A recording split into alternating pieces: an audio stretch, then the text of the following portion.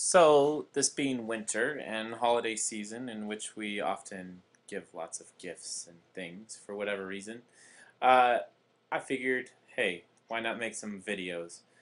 So I'm going to separate these into three parts. So this is a video on the midterm preparation that you guys are getting.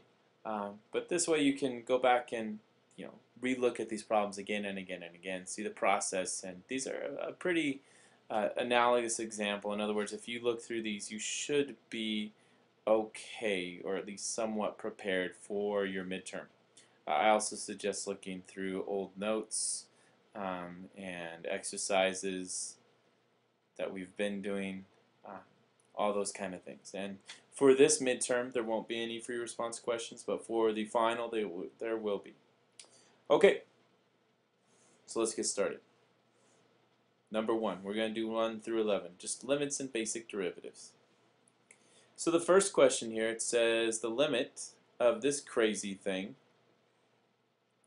as x approaches -2. Okay, first thing, you guys, anytime you see a limit, just plug it in, see what happens. Well, if I plug in -2 into the top, it's going to be -3 times -2 minus 6.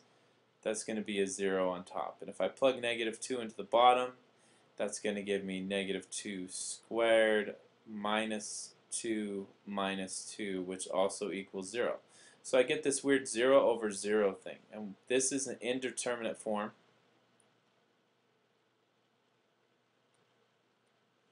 Which means I need to do algebra. We need algebra. So we got a factor, and if I look at the top piece at least, I could pull out a -3 from that. That'd give me an x, then -3 times 2, so that'd be plus 2 is going to be the second term. Now for this bottom one, I could also factor that as well. I can make it an x plus 2, and then on the other piece would be x minus 1. Then some magic happens. This x plus 2 over x plus 2 is going to simplify. It's just 1 over 1. So this is really the limit as x approaches -2 of -3 over x plus, or x not plus, x minus 1. And I can just plug in -2 into that. We get -3 over -2 minus 1, which is -3 over -3, which is 1. The answer would have been D. Let's look at the next one. The figure to the right shows a graph of f of x, not f prime of x, but just f of x. We're looking at f of x. This is f of x. Which of the following statements are true? Okay, so we've got to check each of these and see which combination is going to work. The first one asks about 1 from the left. It's saying, does the limit exist from the left? Well, as we're coming from the left, the limit does exist. Yes. Does the limit exist? Whoops, that was from the right. I was looking from the right. But from the left, yes, it does exist as well. Does it exist from the right? Yeah, that's true too, actually. For the third statement here, it says as x approaches 1. Now, if it doesn't say left or right, that means both sides. It also means that they have to be the same. That's true, because the limit from the left and the limit from the right, it's all going to, looks like a value of 3. So all three are true. There is one statement that wasn't written that would have been false. F of 1 does not equal 3. In other words, we don't know because of this open circle. But we know that the limit, as it approaches each of those directions, or both at the same time, is true. All right, so the answer then, all three true, would have been D. Next. All right, what do we got here? Okay, we got when x does not equal 3, it's this crazy thing up here. But if x does equal 3, it's this equation down here. Well, why would they say that? Well, a lot of it has to do with this denominator, because I can't plug in 3 into that denominator, because that gives me a 0 on the bottom. But in fact, if I were to plug in 3 to the top, I also get 0 because 3 squared minus 6 times 3 plus 9 is going to be 9 minus 18 plus 9. That equals 0. That means I can factor this top piece. X squared minus 6x plus 9 is really x minus 3. Let's rewrite this. I'm getting a little sloppy here. I was about to write a plus and tried to save it. So it's going to be x minus 3 times x minus 3, if I were to factor that. So this over x minus 3 would just be this. So I can simplify that over there. So this whole big crazy fraction is really just x minus 3, as long as x does not equal 3. Okay. So let's look at that. Does the limit as x approaches 3 of f of x exist? It does. The limit does exist, because if we were to try and find the limit as x approaches 3 of this piece here, that would be 0. It equals 0. Yes, and it equals 0. Does f of 3 exist? That it does, because I can plug 3 into this equation when x does equal 3, and that would be square root of 3 times 3, or just 3. It equals 3. Now here's the big question. Is it continuous? Well, for us to be continuous, that means that the limit as x approaches some value of f of x has to equal if we just plug it in. And in this case, it does not. These two, numbers 1 and 2, do not equal each other. So then we're not continuous. So that means that 1 is true, 2 is true, but 3 is not. So 1 and 2, the answer would have been C. All right, next one. Ooh, infinite limits. We like infinity. So let's do new color. How about red? So we have all this stuff going on. We're going towards negative infinity. That's, kind of interesting, I suppose. So when I'm looking at this, one thing I notice is I have x squared on top and bottom, right here and here. And that's my greatest power. And I really focus on the one in the denominator because I don't want to divide everything out of the denominator. I want to keep something behind. I'm going to multiply top and bottom by the same thing. I'm going to multiply the top by 1 over x squared and the bottom by 1 over x squared. And let's see what happens. So if I do that and I distribute it to all three of these terms, I would get negative 4 over x squared minus 1 over x minus 1. Now notice that these second and third terms are simplifying because x squared, or x over x squared is 1 over x, and 1 over x squared over x squared, pardon me, is 1. So those are my top pieces. In the bottom pieces I'd have 2 plus 3 over x minus 2. So I'm looking for the limit as x approaches negative infinity of all this. Well, this first term in the numerator and the second term in the numerator are going to go to 0 because they're dividing by x, and when you divide by infinity, you go to 0. So we're just left with negative 1 on top. On bottom, oops, this needs to be over x squared, we got two terms that also go to 0, so we just have a 2. So the answer would have been negative 1/2. D. Alright, number 5 here. So when I'm looking at this, it'd be crazy for me to think trying to do the algebra, but I could do a chain rule. Now if I want to do a chain rule, I'm trying to look from the layers making my way outside in. So the outside layer is that 4, and the inside layer, the second one that I got to get to, is this 1 minus 4x squared. So we're going to start with doing the outside layer here for chain rule. That means we're going to drop that 4 down. We're going to multiply by 1 minus 4x squared. And this 4 is now a 3. We subtracted 1 from it. But then we got to multiply by the derivative of the inside, which in this case is negative 8x to the first. Now that is the answer, but we got to figure out which of these matches our answer.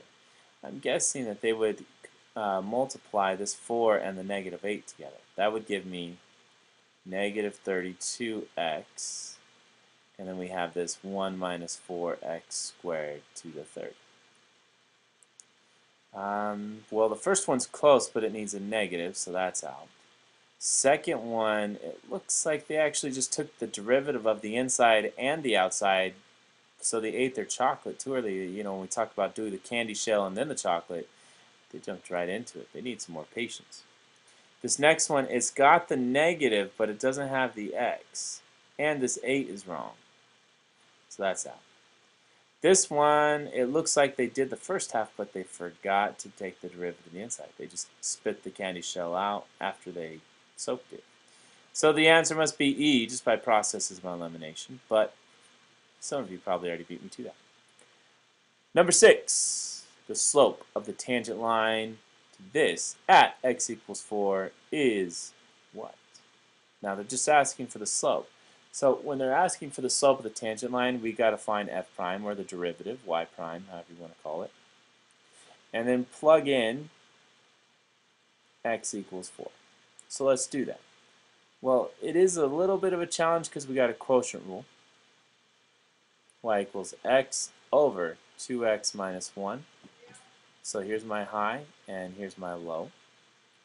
So y prime then is going to be low d high minus high d low all over low low. So low d high, that's going to be 2x minus 1 times the derivative of the high, which is just 1, minus high d low. So the high is x, and d low is going to be 2. Then down here on bottom, we're going to have 2x minus 1 squared. Now just for purposes of calculation, I am going to simplify this a little bit. This second half is 2x. The first half is going to be 2x minus 1, and we got minus 2x. So if I put all those numerator pieces together, I wind up just with negative 1. So I have negative 1 over 2x minus 1 quantity squared. So what's y prime when x equals 4? Well, that's going to be negative 1 over 2 times 4 minus 1 squared. Should be a pretty big number here. 2 times 4 is 8. 8 minus 1 is 7. 7 squared is 49. So this is negative 1 over 49. That would be E. Excellent. Number 7, the second derivative. Alright, so notice that we not only have to find f prime of x, but then we got to go further and find f double prime of x. Why is that challenging? Well, a couple reasons. I see a product rule happening here, an a and a b. So let's deal with that to get f prime of x, the first derivative, and then see how that's going to help us to get to the second derivative. So f prime of x is going to be a b prime plus b a prime. So a is sine.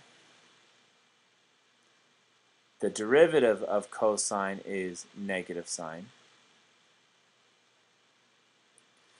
And then now we have plus ba prime, so it's going to be cosine times sine, or derivative of sine, which is cosine. So if I were to rewrite this, it looks like I have sine squared x, or sine of x squared, and that's negative. And we got plus cosine of x squared, because we got 2 of those as well. So that's our first derivative, but it's really asking a second derivative. So I got to take it another step further. So second derivative is going to be a couple of chain rules. So the first one, take a chain rule here. We got negative 2 sine x to the first times the derivative of sine, which is cosine x. For the second one, we're going to have plus, now we got 2 cosine x to the first times the derivative of cosine, which is negative sine of x. So what do we got? We got negative 2 sine x cosine x plus, now over here we also have another negative 2 because this negative and this 2 get put together. And we can write it in either order because they're just being multiplied. It's like 2 times 3, 3 times 2. Doesn't matter what order you do it in.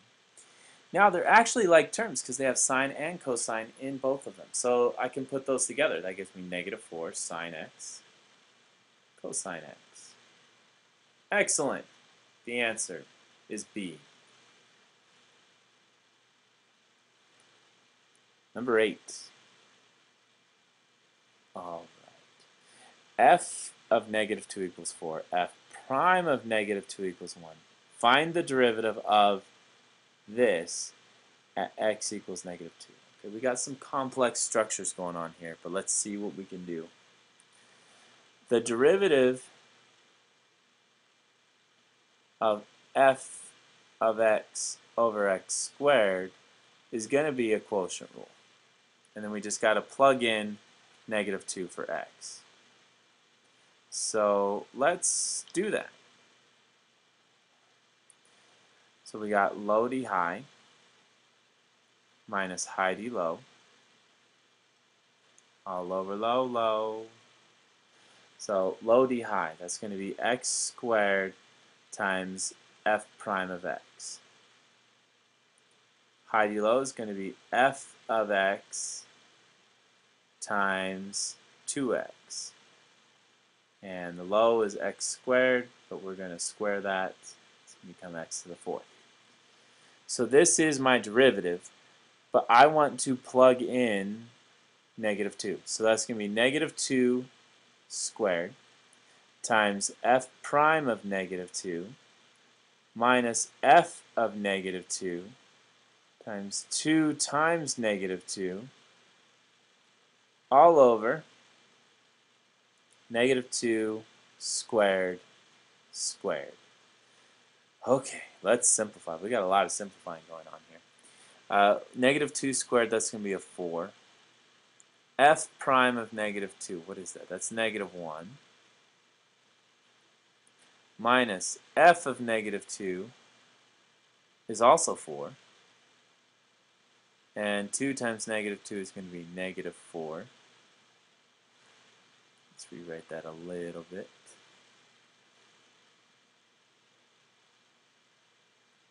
And negative 2 squared here is 4. 4 squared is 16. So we're going to have negative 4 minus, or plus, it looks like, plus 16 all over 16. So that'll give me 12 over 16. 12 over 16, which would be 3/4. Alright, next we got 9. Find the equation of the line tangent to y equals secant x at x equals pi over 4. Okay, how do we do that? Well, the equation of the line tangent, that means that we need y minus f of that specific point, which in this case is pi over 4, equals the derivative value at that point times x minus that point. So let's work our way through this. We need to find the derivative. Well, if y equals secant x, that means y prime equals secant x tangent x. And secant of pi over 4, and tangent of pi over 4, let's see what we would get for those. Well, secant of pi over 4 is 1 over cosine pi over 4. Cosine pi over 4 equals square root 2 over 2. So if we're going to flip that, that's actually just square root of 2. Tangent of pi over 4 is 1. So when x equals pi over 4, y prime is just square root of 2. So let's look through our pieces and see if there's anything that we can kind of eliminate. Well, I can automatically eliminate d because right here there should be a slope of square root of 2, which you see in most of the other ones, except e as well, so I can take that one out as that one there. Now I need to figure out what, this is my slope, this is my m, the piece here, f prime of 8. I need to figure out f of pi over 4, which is really secant of pi over 4. And secant of pi over 4, we just figured that out. That was square root of 2 as well. So that means that our y minus our y value here is going to be square root of 2. And then our slope is going to be square root of 2. And then we're going to have x minus pi over 4. Let's see what we got for options. B looks pretty good. Is that the only one? Yeah, it's B, in fact. That was easy. A lot easier than I expected, other than the trig and the knowledge of your unit circle. But, yeah, there we go. Got a couple more here to wrap up this video. For how many values of x are the tangent lines to y equals sine of x plus cosine of x, and y equals x cubed over 12 minus x squared over 2 and x over 4 parallel? Oh my goodness. That's crazy. So in other words, when do those derivatives equal each other? So when do the derivatives equal each other? Well, we got to find the derivatives. The first one's not too bad. We take the derivative of sine and derivative of cosine. So in that case, we'll call this y1, or not y1. How about ya prime is going to be cosine of x, because that's the derivative of sine.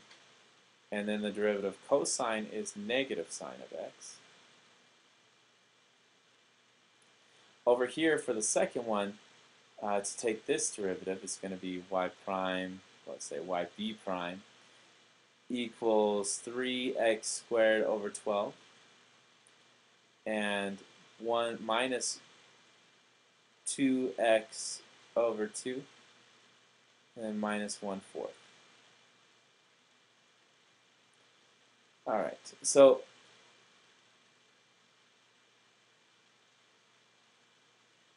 for how many values of x are the tangent lines parallel?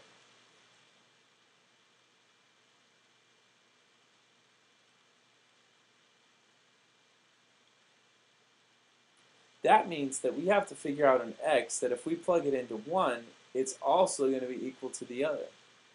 So that means that cosine of x minus sine of x has to be equal to, now if I simplify this, it becomes x squared over 4 minus x minus 1/4 equal to x squared minus x minus 1/4. I forgot the over 4 here. That's crazy. That's really crazy.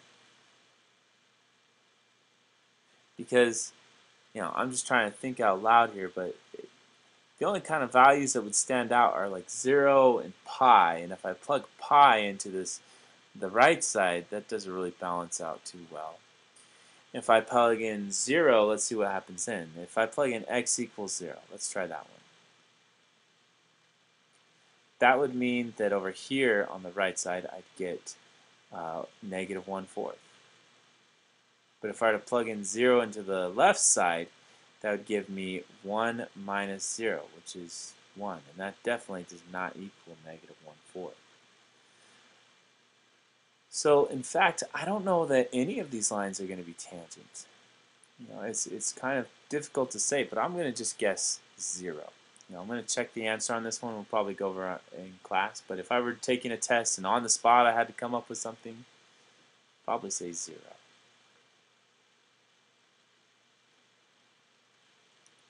Alright, final one for part 1 here. Let f and g and their derivatives be defined in the table below. Alright, no problem.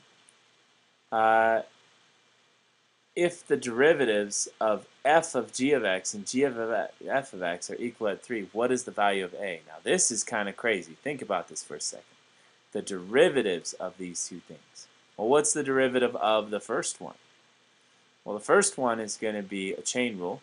You take the derivative of the outside, leave the inside alone, and then multiply by the inside, the derivative of the inside. Now, if I'm going to do the second one, it's very similar, but it's going to just have the letter switch. So it's going to become g prime of f of x times g prime of x. Now, you're probably asking, oh my goodness, how can I deal with all that with this table? Well, they told us that x equals 3. So let's go ahead and plug that in. That means f prime of g of 3 times g prime of 3 is equal to g prime of f of 3 times g prime of 3. Okay, what's g of 3? G of 3 is 4, so that we're looking at f prime of 4 times g prime of 3. Well, what's g prime of 3? That's going to be 2. F of 3, what's that going to be? F of 3 is 1, so this is going to be g prime of 1. And g prime of 3 is 2. Okay, we got to do some more substituting. F prime of 4 is 2, so 2 times 2 equals a times 2. Well, that's pretty easy there. Now that we've got it it wasn't easy, mind you, but it's an easy equation to solve once you break it down to numbers. 2 times 2 equals a times 2. The answer is 2. Because 2 times 2 is 4, which equals 2a, divided by 2, and you get 2 equals a. All right, awesome. Take a break, go get a drink of water, eat a slice of pizza, get yourself some energy, and see you in part 2 coming soon.